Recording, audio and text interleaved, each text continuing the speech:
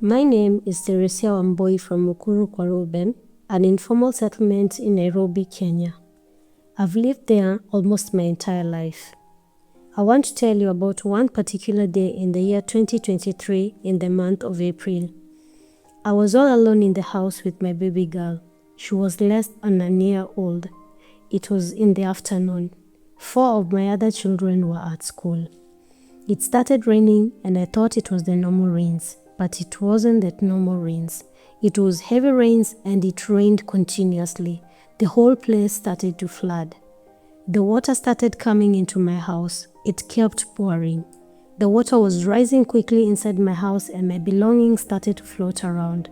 I kept the baby on the bed and desperately tried to save my stuff. The water was so high, it started to lift things and carry them away. Clothes, documents, and my kitchen utensils. I was thinking I'm going to lose everything. How was I going to get new documents? My cups were floating in and out the door. I was very stressed. As I tried to save the documents, then the clothes fell. As I tried to save the clothes, then my kitchen utensils fell. I was getting angry and tired. I felt like crying because my back was very sore. The water was full of feces from the pit latrines and it was smelly. I was frantically rushing around trying to save anything I could. It was very cold. My baby was crying. I picked her up but still had to collect my things, so I put her back in the bed and she was really crying. Our houses are so small and the space is very limited.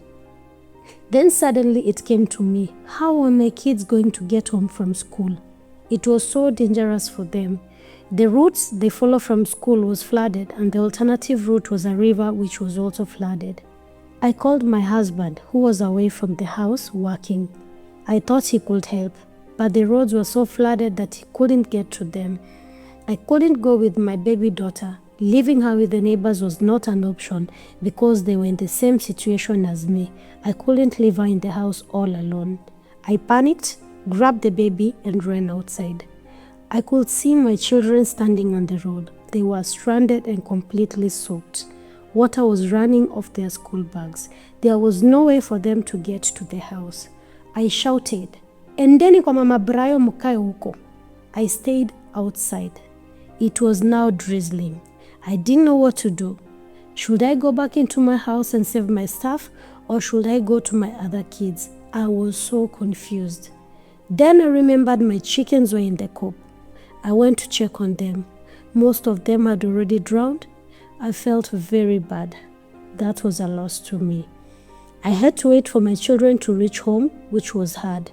They had to stay at Mama Brayo's house for about 3 hours until the water went down and it was already dark. Eventually, they had to wade through the water because the road was still flooded.